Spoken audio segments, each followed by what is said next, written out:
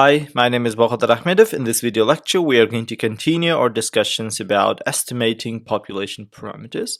And in particular, we are going to discuss about estimating population's variance. Also, we're going to learn about so-called chi-square distribution. So often you would be interested to know what is the variance of the population. For example, you would be interested to know what is the variance between the salaries of different professions. For example, what is the variance of the salaries in the taxi drivers? Or you would be interested to know how much different the weights of people or how much different the heights of the people from the medicine perspective. So it's often really important for us to understand this. So before we do our discussions about the chi-square distribution or the estimating the population variance, I would like to show its difference from estimating the population's mean. So if you remember, if you've got the population, what you can do is you can take samples in order to estimate population mean or the average value of the population. So we are going to take one sample and calculate the mean by just adding all of the numbers and dividing this to the number of the numbers. And if you take another sample, you're going to get different value. From the third sample, you're going to get again different value. All of them are random numbers. And those random numbers becoming really systematic, because if you look to the distribution of those random numbers, the random numbers are the means of the samples obtained from the population are going to have so-called normal distribution. Well, normal distribution is going to be completely symmetric curve. So as you're going to go from the zero to the right or to the left, you're going to have the same values on the x-axis, and the x-axis is going to have positive and negative values. And in particular, when we are going to define so-called critical points, it's easy to find the one if you know the another critical point, because this curve is symmetric. In contrast, the chi-square distribution, which is the distribution of the variances, is not going to be symmetric. Let's look to this example to understand what does it mean. So if you have got now 3 samples obtained from the population, we can continue our calculations and calculate the variances of or the standard deviations of each of the sample. And it appears the variances or the distribution of the variances is going to have so-called chi-square distribution. It is not going to be symmetric now, and even more, it is always going to have positive values, because if you remember, the definition of the variance is actually the average distance between all of the points and the mean, and distance cannot be negative and average distance neither. So the chi-square distribution is always going to have positive values, and it is not going to be symmetric. So the consequences of this is basically depends, or consequently we are going to calculate the critical points differently. Well, if you remember, the meaning of the critical points are the 2 points which are going to split the confidence level or confidence area. So we are going to define the confidence area C, or confidence area C, as the area which is in the middle under the normal distribution curve. And what I say by the middle, I say that these 2 areas and both of the tails are going to be the same. So this area, let's say it's going to be alpha over 2, is going to be the same as this area, alpha over 2. And this area in the middle is going to be equal to the C. So this is how I'm going to choose the C under the curve.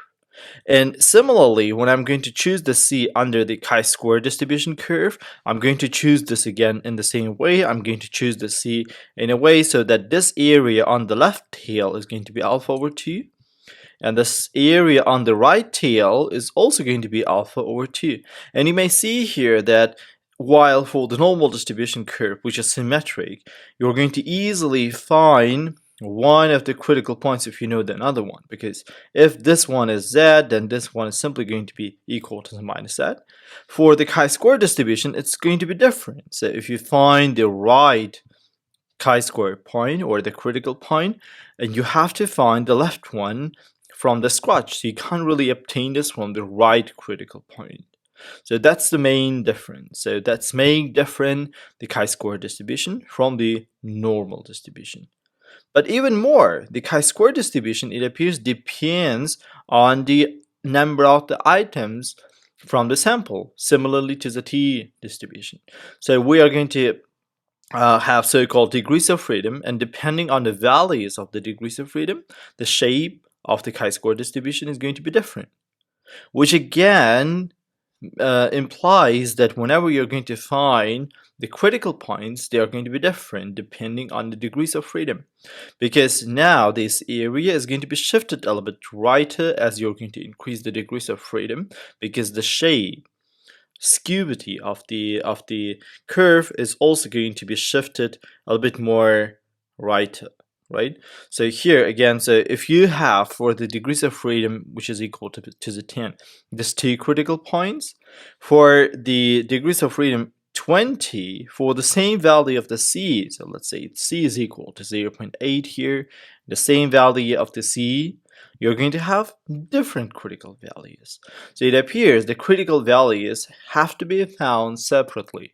The right critical value should be found separately from the left one. And even more, depending on the degrees of freedom, we are going to find them differently as well. Well, let's do an example in order to identify what is so-called critical value. Again, first of all, I'm going to choose the C, the confidence level. The confidence level. If you remember, the standard values of the C might be 0.8, 0.9, 0.95, or even 0.99. And I'm going to choose the C in such a way so that these areas in both of the tails are going to be the same. So this is the main idea of choosing the C. So now, if I measure the area from the right until the right critical point, this area is going to be equal to the 1 minus c over 2, right? Because if the area in the middle is equal to the c, the rest of the areas in both of the tails is equal to the 1 minus c, because the total area is equal to the c. Then these two areas on both of the tails are going to be equal to the 1 minus c over 2. So please note that if you add 1 minus c over 2 on the left tail to the 1 minus c over 2 on the right tail to the c which is in the middle, you're going to get exactly 1. So if you remember, whenever we found the cumulative area for the z tables, we measured the areas from the left. While it appears for the chi-square distribution, we are going to measure the areas from the right. So if I would like to find the right critical point, the area until the right critical point should be equal to 1 minus c over 2. And this is how I'm going to find this. So I'm going to find the area until the right critical point measured from the right. In this case, it is going to be equal to the 1 minus c over 2. And the area measured from the right until the left critical point is going to be the sum of the c and 1 minus c over 2. And if you give the common denominator to them, you're going to get 1 plus c over 2. So let's check this. If this 2 is going to be multiplied to the c, it's going to be c, 2c plus 1 minus c over 2 is going to be equal to the 1 plus c over 2. So the area until the left critical point is going to be equal to the 1 plus c over 2. We are again going to measure the areas from the right now for the chi-square distribution. Let's do an example. So let's say we have to find the critical points for the 90% confidence level when the sample size is equal to the 10. So first thing which you have to do is you need to find from which row you're going to look for the critical points. And the row basically depends on the degrees of freedom. So the degrees of freedom for the chi-square distribution is going to be equal to the n minus 1. So in our case, the sample size is equal to the 10. It's going to be 10 minus 1, or it's going to be 9. So we need to look for the row number 9 for the critical points. And now we have to measure the areas from the right. So if the confidence level is equal to the 90%, it means that this area in the middle is equal to the 0.9. The rest of the areas is equal to the 0.1 because the total sum of all of the areas should be equal to the 1. So this area on the left tail is going to be equal to the 5% or 0.05, and this area on the right tail is also going to be the same, 0.05. Well, in order to find the right critical point, the area until the right critical point measured from the right, it's going to be equal to 0.05, right? You can see this here, so 0.05, this is what you have to find from the first row of this chi-square distribution table. And we are going to find this number, 16.919, which is in the intersection of this 0.05 and the degrees of freedom, which is equal to 9. So the next thing which we have to do is we need to find the area measured from the right until the left. So if you measure the area from the right until this left critical point, this is going to be this area, which is C, plus the area on the right tail, which is going to be equal to the 0.95. So the area until the left critical point is going to be equal to the 0.95. And if you go to here, find this area 0.95, and find this intersection with the degrees of freedom to be equal to the 9, you're going to have the left critical point. Well, this is how we are going to find the right and left critical point, by just measuring the areas which are more righter than that corresponding critical point. Let's do an example now. So you've got the population, and what you want is you would like to estimate its variance. Often it is difficult, or it is even more impossible to do this. So the idea would be to just take a sample and calculate its variance. What we can do is we can estimate the variance of the population just using one point, which is the sample's variance. So this estimation is going to be called as the point estimate of the population variance. Well, this estimation probably is not the best way to estimate the population variance. What we can do is we can construct the interval around this variance of the sample, and this interval is going to be found using this formula. So you have to find the right critical point and the left critical point for the given level of confidence, and then you have to substitute this into this formula, where n is going to be the sample size, chi-square r and chi-square left are going to be the right and left critical points, and s in the square is going to be equal to the variance of a sample. So this is how we are going to construct the interval in order to estimate population's variance. Let's do an example. So let's say you've got 10 numbers, so which is the listed below are the 10 voltage levels measured at home. So what we have to do is, at the level of confidence 90%, we need to estimate the standard deviation of the voltage level. So I would say that we are going to estimate the variance, not the standard deviation, but the variance of the voltage levels. So in order to do this, what I'm going to do is I'm going to first of all figure out, so let's look to the distribution of those numbers first of all. So the distribution of the population should have more or less normal distribution. Otherwise, this theory of estimating the population variance using this interval is not going to work. Well, because the variance is not going to have the chi-square distribution if the population's distribution is not normal.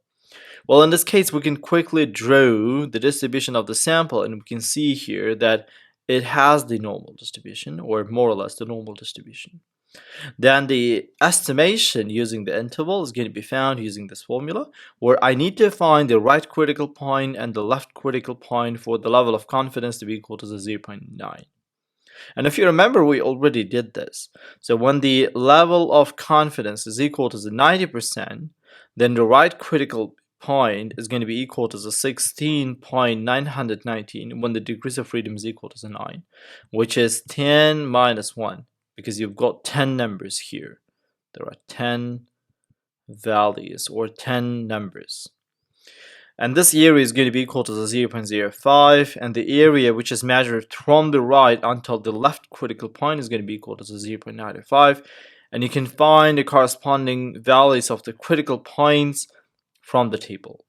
Now I know the critical points, I can just substitute them into this formula. The next thing which I have to find is the standard deviation of the sample.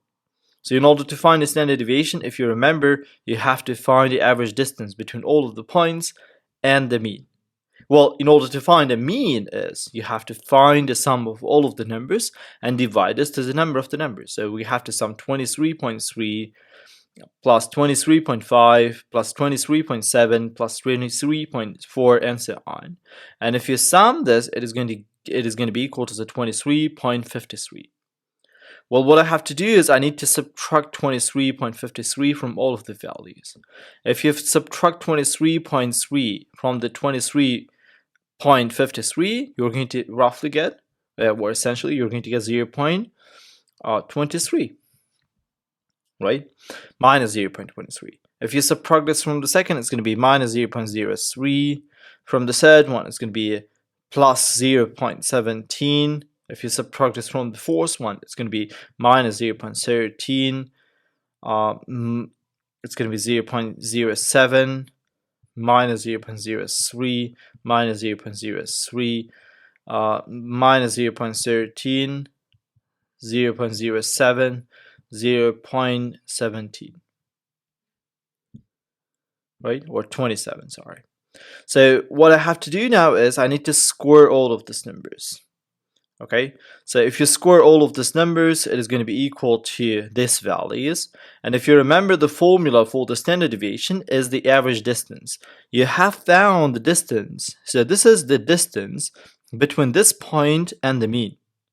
Okay, and the second one here is the distance between this point and the mean, and so on. So in order to find the average of all of these distances, you have to sum all of these distances and divide this to the number of the distances. But please note that whenever you find a standard deviation of a sample, you have to divide this to the n minus 1, not to the n. Well, in this case, the variance of the sample is going to be equal to the 0.0223. And now I think we're ready to construct the confidence interval. So you have to substitute here the value of the variance, which is 0.0223, and here as well 0.0223. N is going to be equal to n is equal to 10. If you subtract the 1, it's going to be equal to the 9. And if you multiply this to the standard deviation and divide this to the right and left critical point, you are essentially going to get the interval for the variance. So the variance of the voltage levels in general for the population of all of the voltage levels of the sockets is between 0.0118 and 0.0604. Well, this is how we are going to estimate population variance. We can do this by point estimation, by just taking a sample and calculating its variance, or by just interval estimation, when we are going to construct the intervals using the critical points obtained from the chi-square distribution. Well, thank you very much for your attention. I hope that this was helpful for you.